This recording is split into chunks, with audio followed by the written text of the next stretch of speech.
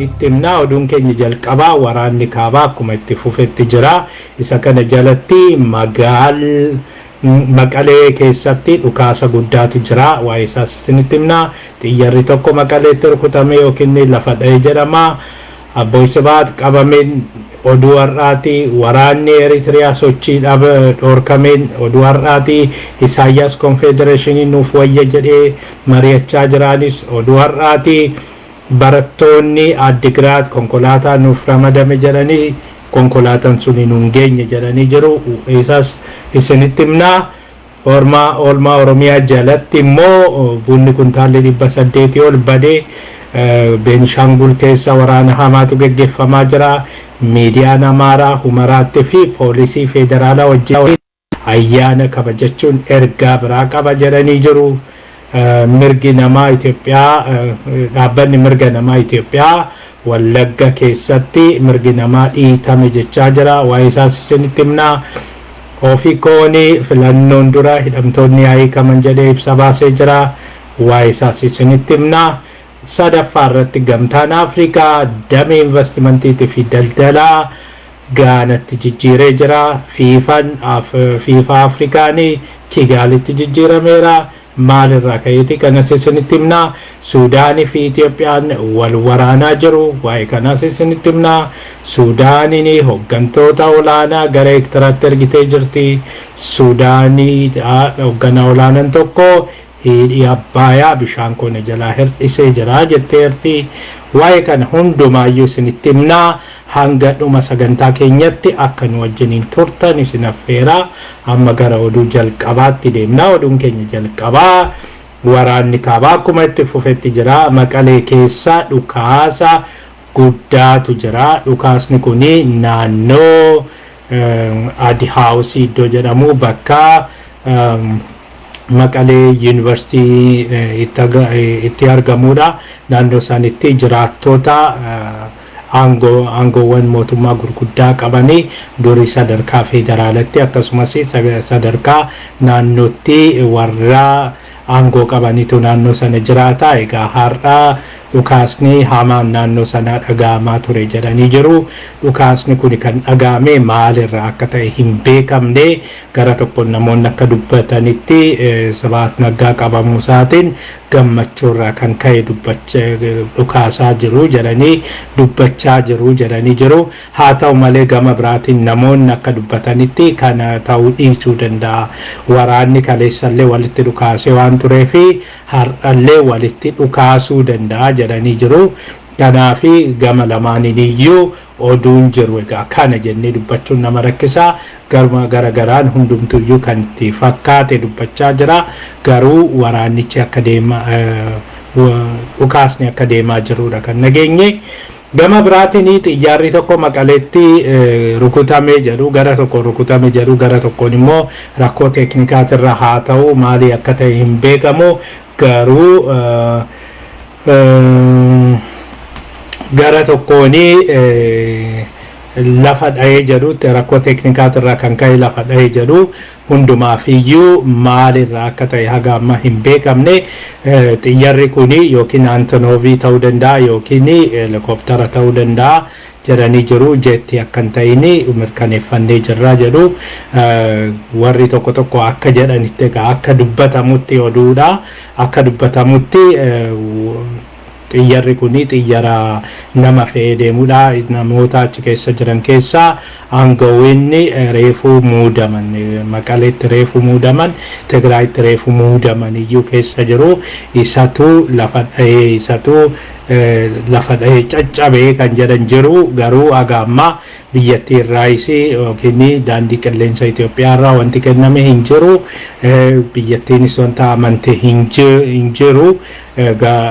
Namoonni naannoo garuu xiyyaarichi rukutamuusaa yookiin xiyyaarichi caccabuusaa namoonni baay'een dubbachaa jiru. Namoonni baay'eenis baasaa jiru. Egaa kuni akkam akka ta'e ganaa qorannee isinitti himna. Kanas maalirraa kan ka'ee fi akkamitti akka wanti kuni ta'e jechuudha. Gama biraatiin Abboy Sibaat qabamee jira jedhanii jiru. Har'a miidiyaa guuturraa, sooshaal miidiyaa guuturraa kan deemaa ture kanaadha. Miidiyaan biyyattiis ibseera. Abboy Sibaat isaan jedhamanii warri jalqabee wayyaanee hundeesse har'a to'annoo jala oolee jira jedhanii jiru. Akka miidiyaan biyyattii ibsutti Abboy Sibaat kan qabame holqa keessatti ofii deemuu waan dandeenye fi fuudhanii baatanii deemanii holqa keessa harka kaaniin booda holqa keessa loltuun biyyattii raayyaan ittisa biyyaa biyyattii barbaadee argeeti achi keessaa baasanii jedhanii jiru. Haa ta'u malee wanti kun dhugaa hin fakkaatu. Maaliif naannoo callisanii naannuma wayiitti gatanii holqa wayii keessatti gatanii waan deeman hin fakkaatu. Lammaffaa argamuu isaatis viidiyoodhaan wanti argisiisan hin jiru. Hanga ammaa warra qabaman jedhan kana yeroo seeratti dhiyeessanis yeroo miidiyaatti dhiyeessanis hin argine.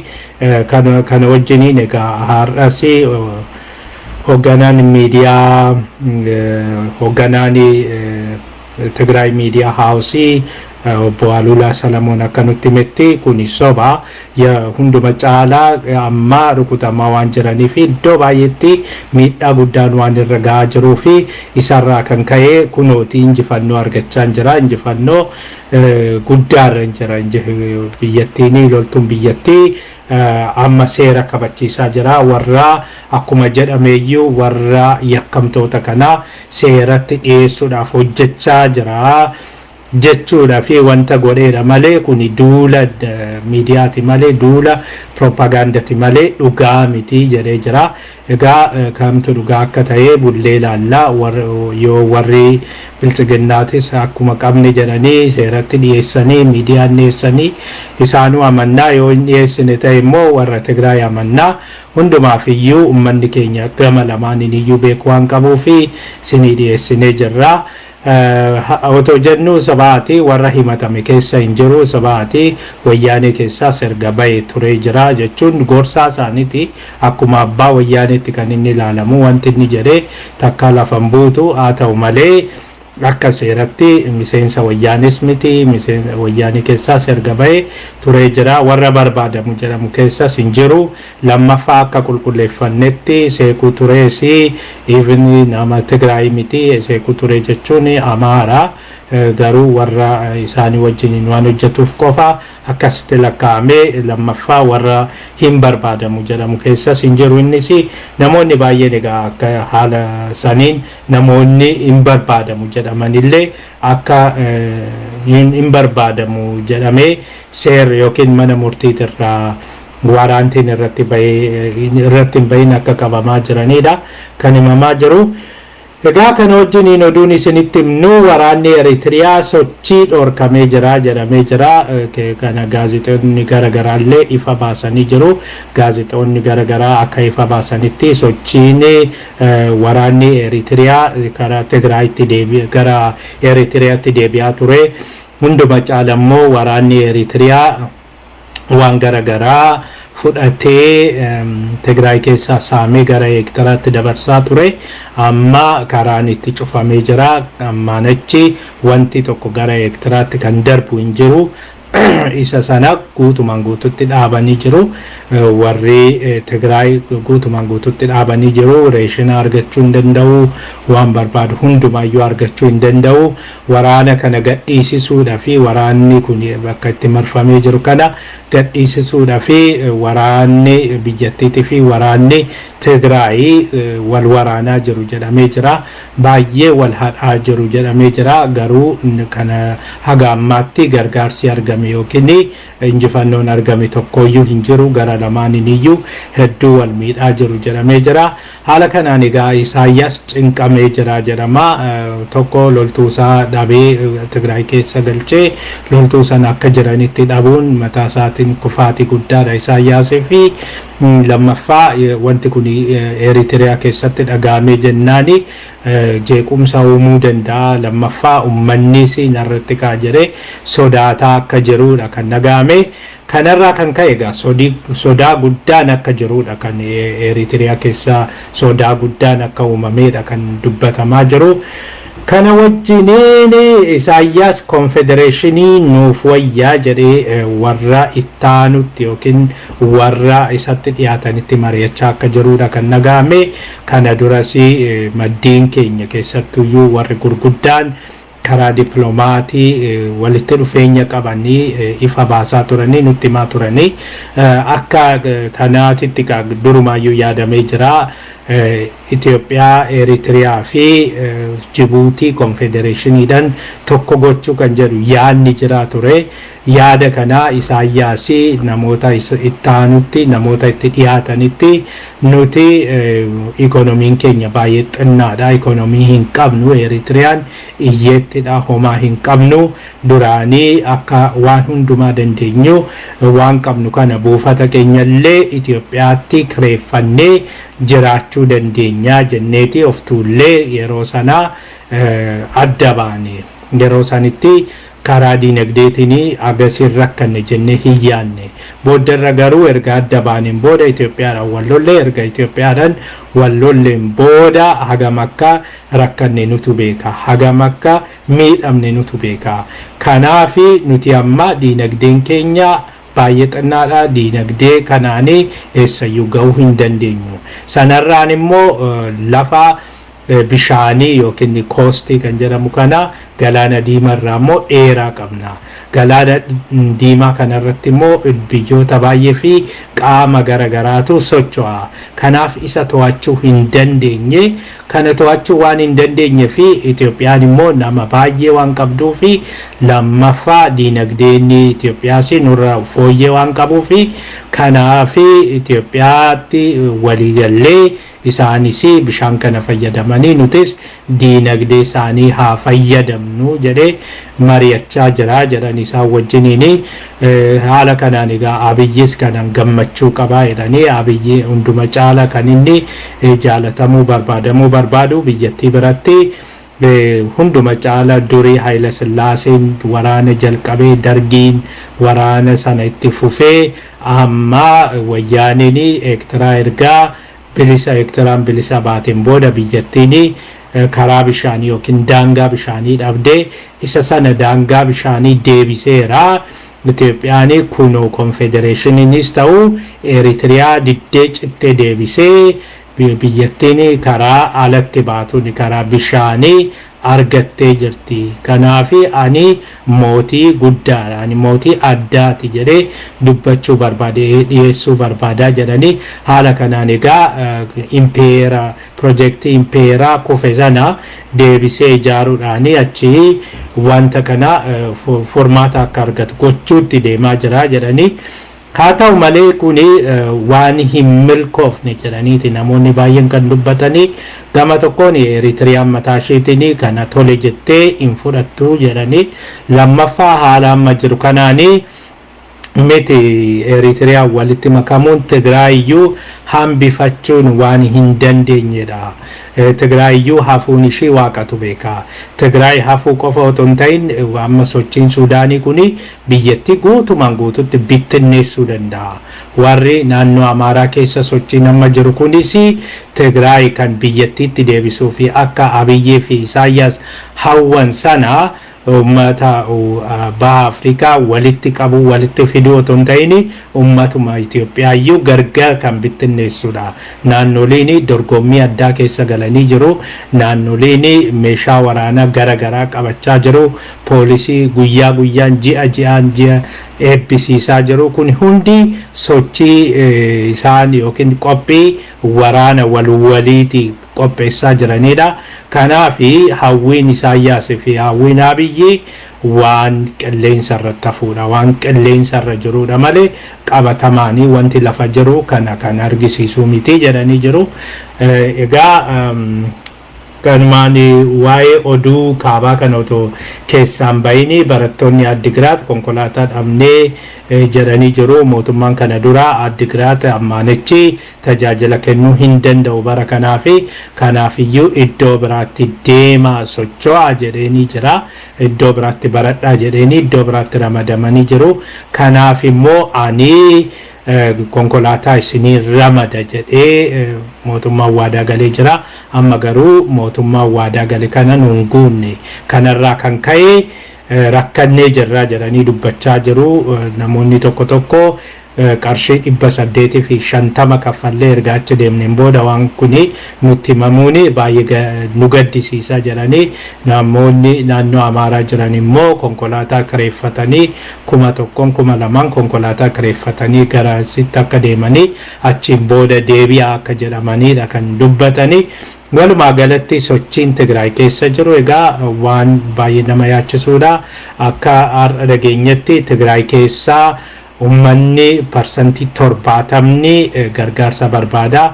Kana kan dubbatanii warra gara Tigraay deeme mootummaa gamtooman keessaa gareen tokko gara Tigraay deeme haala jiru ummanni rakkoo inni jirra jiru qoradhaa tokkottaa jedhanii erganii ture. Isaan suni hamma tokko qoratanii kan gara bahallee karaadhaa deebi'anii jiru. Kan gara dhiyaa garuu iddoo gara garaa deemanii hanga bahaas deemanii qoratanii qorannoo isaanii sana Finfinneetti akka dhiyeessanidha.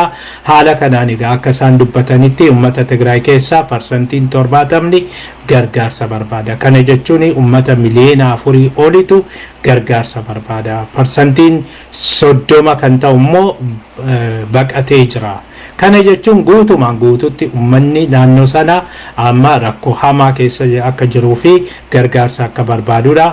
Kana dura biyyattii keessa seeftineetiidhaanii ummanni miliyoona 13 olii yeroo hundumaayyuu gargaarsa barbaada biyyattii sana keessatti. Isarratti amma miliyoona 6 gaafa itti dabalanii jedhanii naannoo miliyoona 20tu gargaarsa barbaada jechuudha.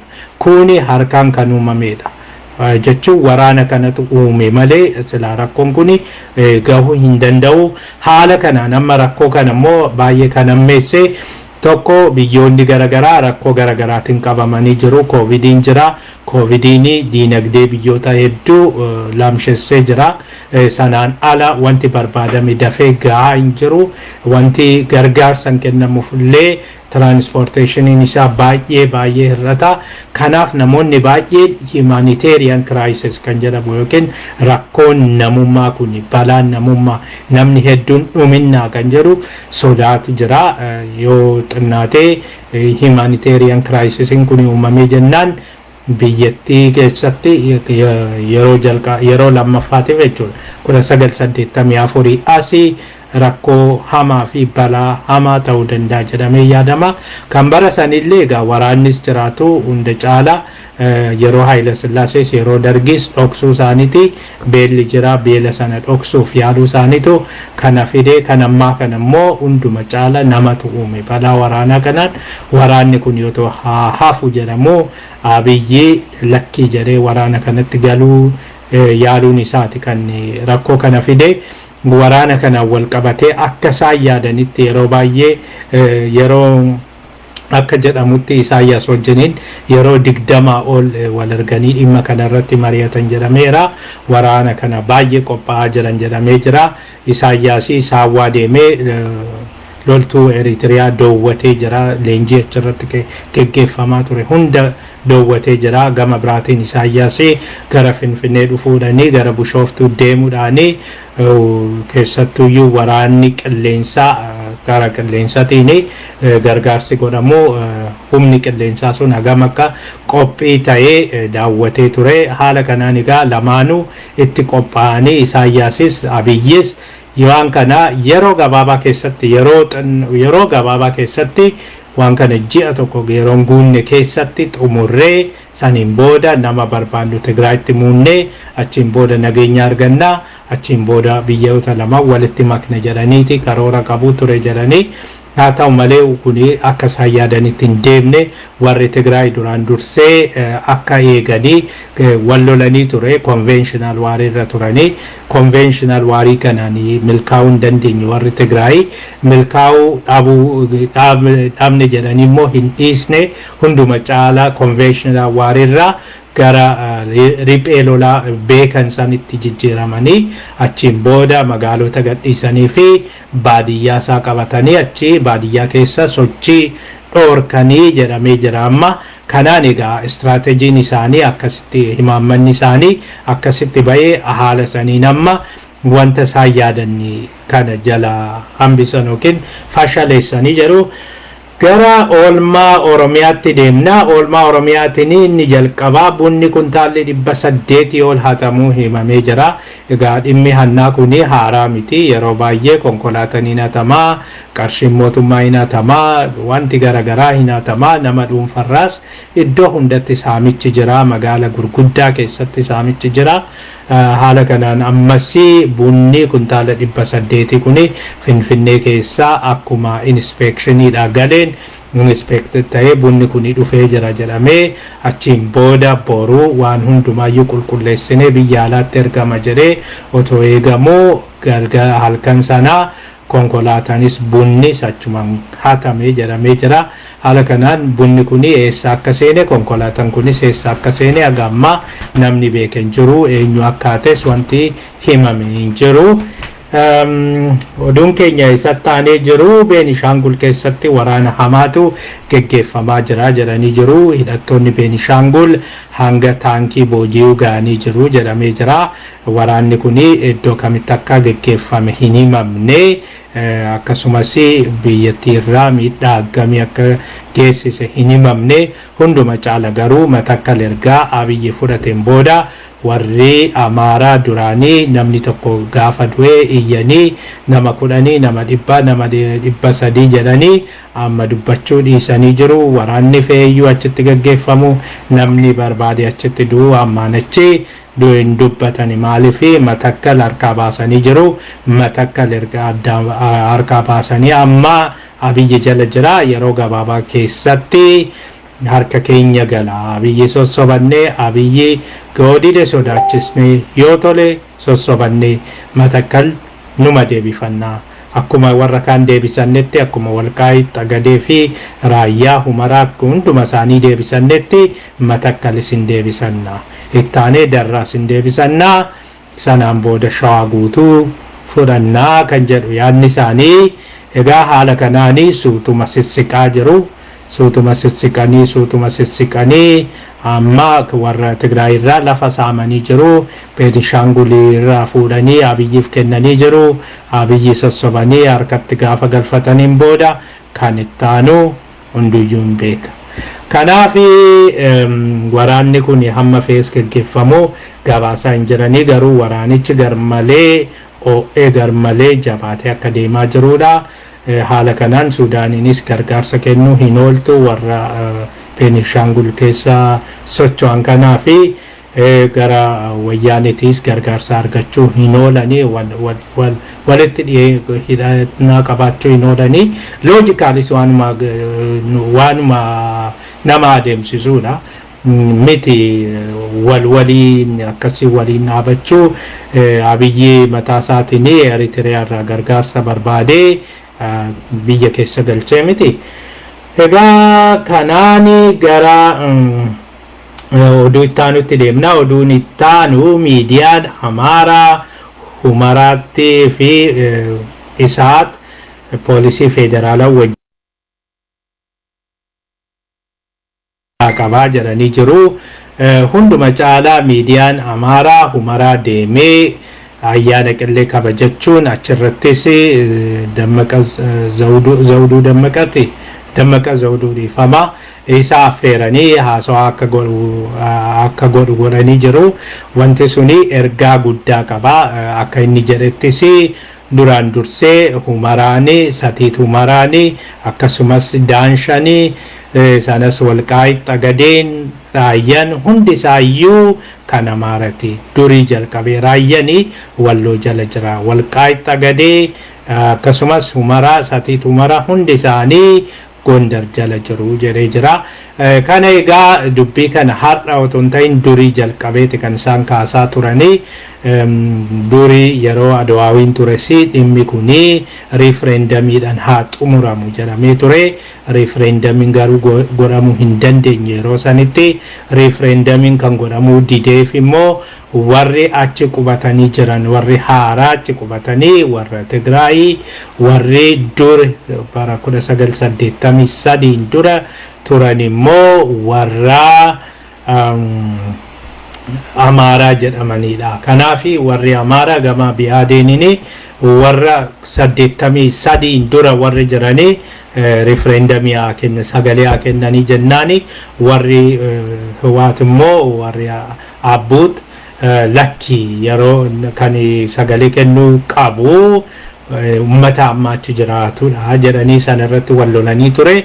Kanarraa kan ka'e egaa wanti kun otoo hin gaggeeffamin kan ture amma humnaan qabatanii jiru. Humnaan erga qabataniin booda kan isaan ayyaana qillee kana achitti gaggeessanii hunduma caala biltsiginnaa keessatti dubbiin kun ka'ee ture. Kana dura dhimma kana hanga daangaan kun warri dhimma komishiniin daangaa suni komishiniin eenyummaa fi daangaa sun murteessutti waan kanarraa of eegaa wanti lafti kun kan Amaaras miti ammaa fi bulchiinsuma Tigraay jala jira.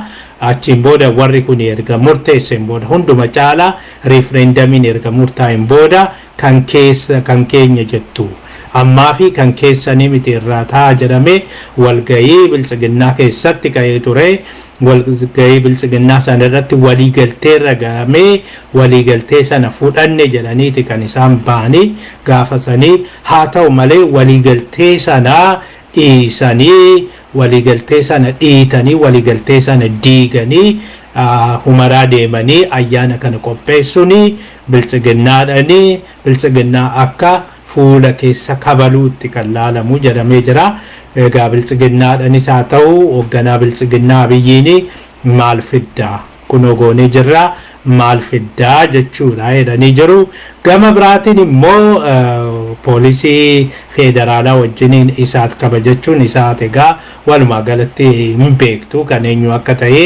Haala kanaanii poolisii federaalaa wajjiniin kabajachuunis ergaadhuma akkasii dabarsuudha fi keessattuyyuu gara warra Amaaratiin walqaa'ii Humaraa deemaa gaafa jedhaniin nuti immoo asii federaalaa hooggantoota poolisii federaalaa wajjiniin kabajnaa. Kana gochuudhaanis poolisiin federaalaa nu harka jira. Warri biltsiginnaa Oromiyaa akka Taayyee akka Shimallis hin dubbattu taananii federaalli Jawaar Qaallittiitti ergee isin Qaallittiitti akkan ergine wabiin qabdanii jechuudha fi jedhama. Hunduma caala dhuguma immoo wabii isin qabanii tarii Shimallis gara mana murtiitti yoo seerri jiraate seerri iyyuu hin jiru yoo seerri jiraate mana murtiitti irraa iyyuu kaasuu fi dura immuniitii irraa kaasuu barbaachisa. Sana gochuudha fi immuniitii sana qaba. Taayyee Danda'a garuu immuniitii tokkos hin qabu. Haala sanaan egaa amma inni hidhu jechuu keenyaa miti yookiin hidhuutti deemu jechuu keenyaa miti. Dhaadannoon isaanii garuu ergaan isaan dabarfachuu barbaadanii isaanis nu harka jirudha. Kanaafi Abiyyi akka kaleessa isinitti himne hunduma kan inni karaa nageenyanii irratti hirkatee jiru warra Amaarati. Poolisii Amaaraa garmalee amane poolisii Amaaratu waraana isaa Tigraay keessatti gaggeesse. Deeggaree fi warri kun gaafa duubatti harkifatanii didanii gama biraatiin ammas Beenishaangul keessatti kan qooda fudhachaa jiran isaanuma ergachaa jira. Kuni hundi walitti dabalamee maal argisiisa? Nuti humna qabna. Nuti naannolee kamii caalaa loltuun keenya poolisiin addaa keenya humna qabaa meeshaa qabaa.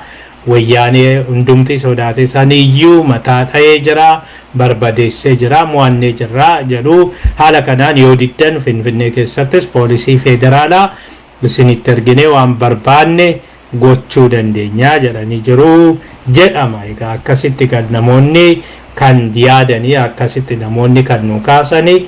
Kanaaf ergaan isaa kana jedhu. Kanatti kan jiru mirgi dhaabbanni mirga namaa Itoophiyaa yookiin immoo dhaabbanni Dr.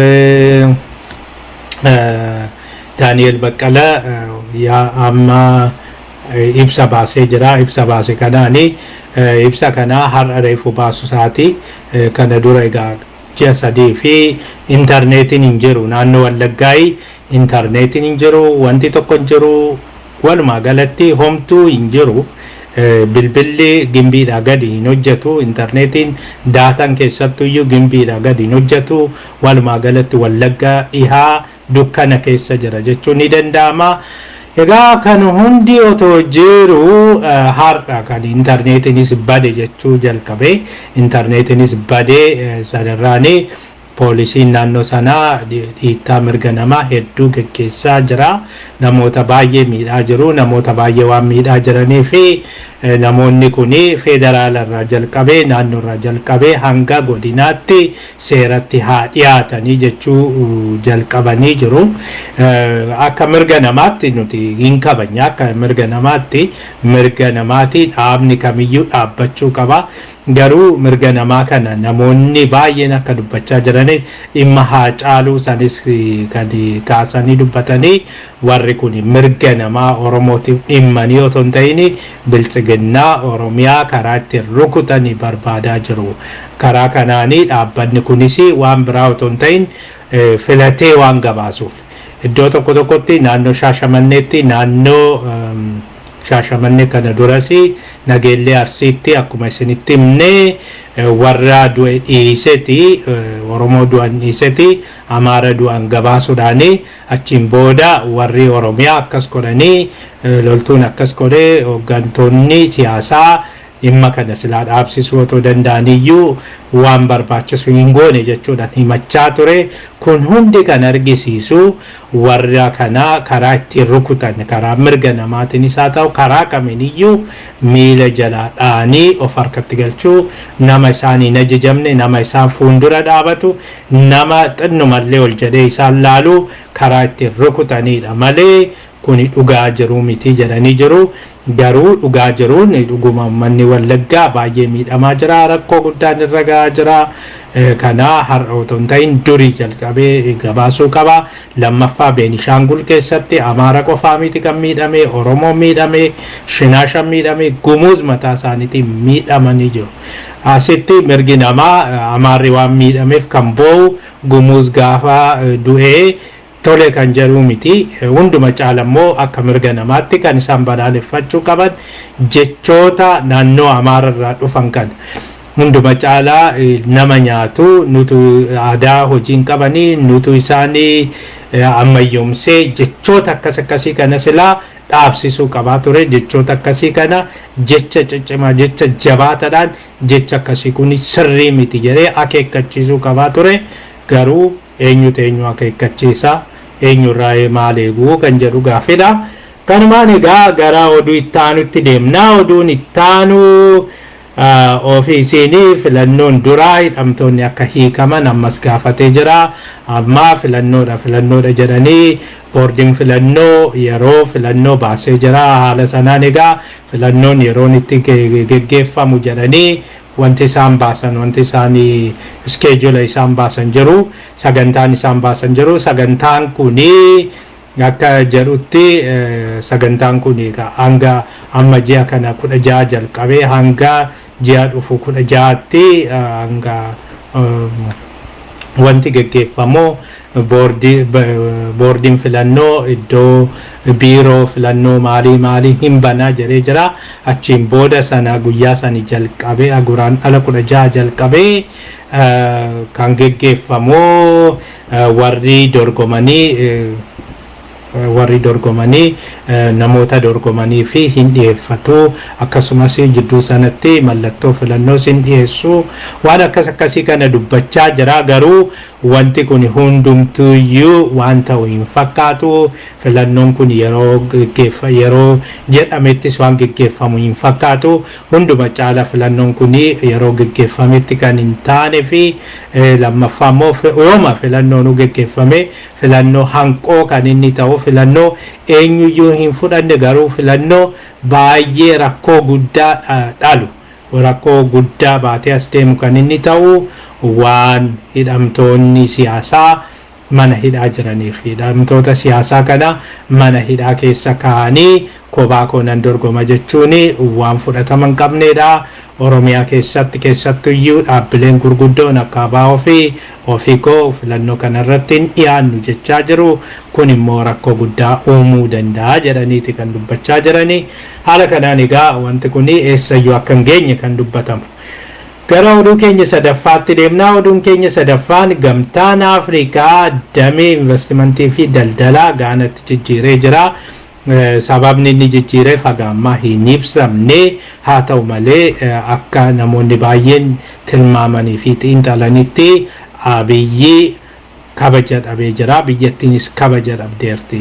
Duraan dursee waraana sana lakkii jedhanii yeroo waraanni ka'e sanii hooggantoota Tigraay wajjiniin waliigala rakkoo kana hiika jedhee gamtaan Afrikaa deddeebi'ee gaafachaa ture.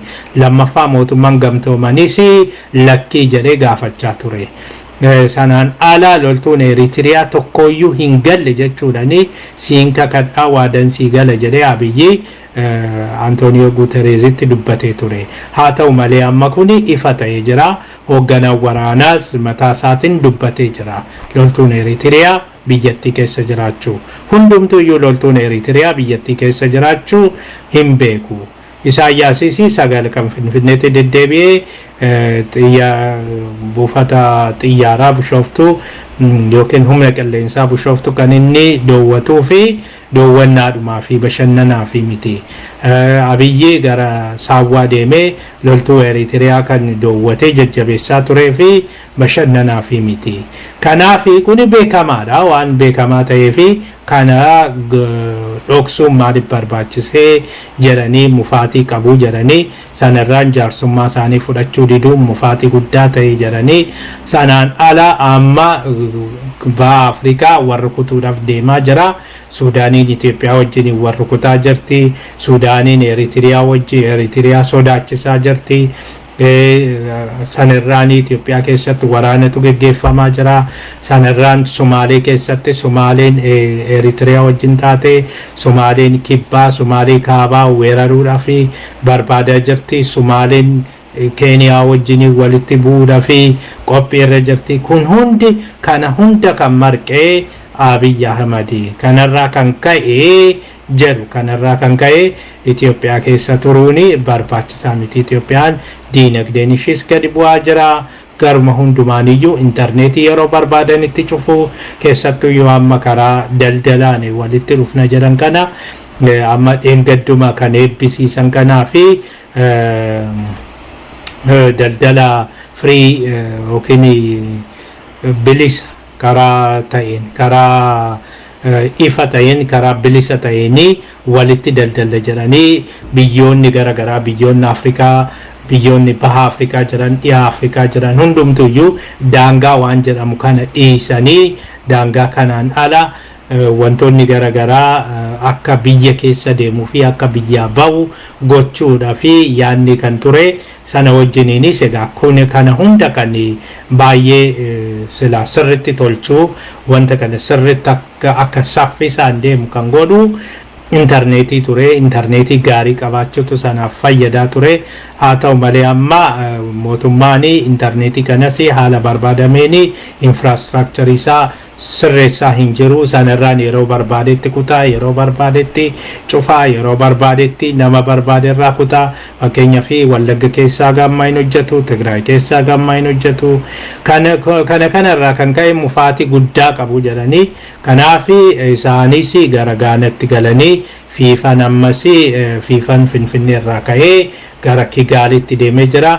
Wantoonni biroos tarii jijjiiramuu danda'u jedhama. Wanti achitti hafuu Afrikaa Yuuniyeeniin heedkwaartarii waan qabuuf achi inni achi jijjiiramuun xinnoo rakkisa yeroodhaaf jedhanii jiru. Sanaan ala garuu wanti dippiloomaasii biyyattii gargaaru hedduun achirraa buqqaanii gara biraa deemaa jiru jedhama. Kun egaa baay'ee kan nama gaddisiisudha. Hedduu gaddina kanaaf egaa kan ittaanee jiru Suudaanii fi Itoophiyaan wal waraanaa jiru jedhamee jira. Waraanni kun gara naannoo Amaaraa gara Kaabatiin akkasumas gara Sudaan gara Tigraay daangaa Tigraay gadiin geggeeffamaa jira jedhameera. Haala kanaan egaa naannoo Humaraatti dhiyaatu sanitti waraanni hamaan geggeeffamaa jira. Waraana kanarratti akka viidiyoodhaan baay'ees akka televezyiiniin Suudaanii tokko gabaasetti loltuun Suudaanii taankii akkasumas meeshaa waraanaa gurguddaa fayyadamuudhaan akkasumas helikopteraan deeggaramuudhaan waraana kana geggeessaa jira. Waraanni kun baay'ee hamaa ta'ee jira, baay'ee cimaa ta'ee jira. Egaa garamitti akka deemu bullee ilaalla wanta kanas. Oduun ittaanee jiru Suudaaniin hooggantoota olaanaa gara Eertiraatti ergitee jirti. Suudaaniin hooggantoota kana kan Hamid Dagalo nama jedhamudha. Namni kun kaawunsilii amma Suudaanii bulchaa jiru kanaaf ittaanaa itti gaafatamaadha. Egaa namticha kana gara Eritiriyaatti ergite. Eritiriyaan immoo pirezidaantiin Eritiriyaa Isaayyaas Afeworqii simatee haasa'ee jira. Kuni wanti kun maal akka ta'e hin beekamne, maal irratti akka haasaa jiranis hin beekamne, garuu akka tilmaamamutti Eritiriyaan Itoophiyaa wajjiniin akka hin dhaabannee fi waraanni Eritiriyaa Suudaanii akka rukunne jechuudhaan hunduma caalaa isaan amma kan duulaa jiranii Itoophiyaa gadi qabanii humna Itoophiyaa kana laamshessanii harka kennachiisuu fi sana booda hidha Abbayyaa akka barbaadanitti geessuudhaaf kan isaan gochaa jiranii. Eritiriyaan immoo lafa hedduu warra Arabaatti gurguratteerti. Asaabii Yuunaayitid Arab Emireetitti gurguratte, Saawudiinis lafa amma tokko keessaa fudhatteerti. Biyyoonni garagaraas Eritiriyaa keessa galaana diimaa kanarraa iddoo garagaraa qabatanii jiru. Kanaaf hunduma caalaa Eritiriyaan Araboota irratti hirkattee waan jirtuuf Araboota kana dhiistee gara Itoophiyaa wajjiniin dhaabattee haga dhumaa Itoophiyaa falmitiin gaafii keessa jira. Hundumaaf iyyuu kaleessaa warra Eritiriyaa erga Suudaanii dhufaniin booda kabaja gaarii, kabaja gahaa otoo hin argatiin Itoophiyaadhaan araaramaa jennaanis of duuba garagaranii jiru. Garuu isaan duuba immoo Eritiriyaatti har'a namoota gurguddaa erguun kun egaa tapha akkamitti akka gaggeeffamaa jiru namaan galu jedhu namoonni dhimma kana hordofanii. Tokko dhufee otoo kabajan argatiin deebi'ee tokko immoo dhaqee masaraa keessatti illee kabaja gaafa argatuu fi masaraa mootummaa keessa masaraa Eritiriyaa keessa galanii hanga dubbachuu ga'uun kuni imbaalaansiin akka jiruu fi Suudaaniin hunduma caala Eritiriyaan Suudaanii wajjin walitti dhufeenyi ishee humna Suudaan irratti hirkate yookiin Suudaaniin olaantummaa akka irraa qabduuf kan argisiisudha jedhama. Egaa kanuma wajjiniin Suudaaniin hidha Abbayyaa kana balaaleffatteerti. Ministeerri bishaanii Suudaanii akka dubbatetti hidha Abbayyaa amma hidhamaa jiru kuni hidha Suudaanii Roozwaaliin jedhamu isarratti dhiibbaa geessisee jira. Bishaan keenya hir'atee jira.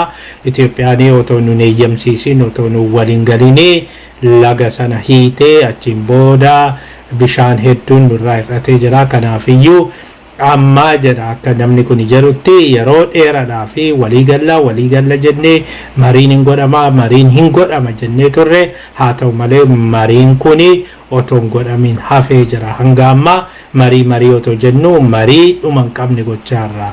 Ammaan achi kun akkasitti itti fufuun qabu. Nuti jara sadeeniif iyyuu Misiriidhaafis haa ta'u Itoophiyaadhaaf yaada hin dhiyeessina. Hundi keenya iyyuu yeroo gabaabaa irratti walii gallee achiin booda wanti godhamuu qaba malee haala kanaan taphachaa ittiin deemnu jechaa jiru. Akka isaan jedhanitti egaa Itoophiyaan beekatiidhaa fi waan kana dheeressaa jirti. Jidduudhanii hidhicha hojjechaa gaafa jirtu, ijaaraa gaafa jirtu hidha sana bishaan hiitee jirti. Fuuldurattis ganna dhufu kana keessatti bishaan hedduu hidhuudha waan karoorfatteertuu fi sana booda humna argattee humna sanaanii maal fidduu jettee ofii waan barbaaddu raawwachiisuudhaaf deemti. Kun immoo hunda keenya fi faayidaa hin qabu jedhanii dubbatanii jiru. Gama daangatiinis galgala kana oduun nuti arganne akka ibsutti dhimma daangaa kana hin mari'annaa jedhanii jiru. Dhimma daangaa kanaa kana dura yeroo tokko marii duraati mari'atanii ture. Yeroo darbeessi yeroo dammaqan turetti gara Suudaanii deemee dhimma kanarratti mari'anna jedhanii ture. Amma immoo yeroo sadaffaadha fi dhimma daangaa kanarratti hin mari'anna jedhanii taa'anii jiru jedhama. Dhimma kan duraa san irratti waliigalteen godhamee daangaa gadhiisaa baha warri Suudaaniitiin. Daangaan kun kan keessanii garuu gadhiisaa baha. Achiin booda loltuuni daangichi keessanii isinii mirkaneessina garuu gadhiistanii baatanii achiin booda qabeenya achirraa qabnu sana yoo beenyaa nu kaffaltanii kaasaa nu kaffaltanii achiin booda daangaa kana isinii kenninaa jedhanii ture. Suudaaniin garuu diddee ture. Yeroo sanitti Suudaaniin lakki waan akkasii nan baasu waan akkasiis nan ta'u lafichi kan kooti kana dura isintutti fayyadamaa ture amma garuu gahee jira. Kanaaf lafan qabadhee gadi dhiisu itti gargar ba'anii amma egaa tarii yookiin boru yookiin iftaan yeroo dhiyoo keessatti dhimma kanarratti mari'achuun isaanii hin oolu jedhama. Egaa oduun keenya har'aa kanuma waan nu dhaggeeffattaniif